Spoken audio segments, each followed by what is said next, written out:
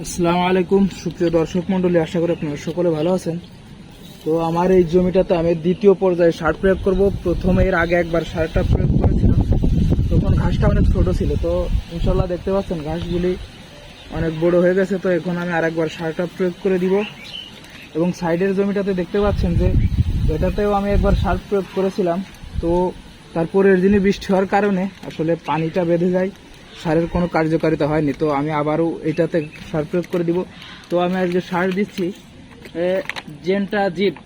এটা হচ্ছে ক্যালসিয়াম এবং সালফার দুইটা একসাথে মিশ্র, এবং আমি আলাদা সালফার নিয়েছি এবং ইউরিয়া সার, এটা আমি জমিতে ইনশাল্লাহ প্রয়োগ করে দিব।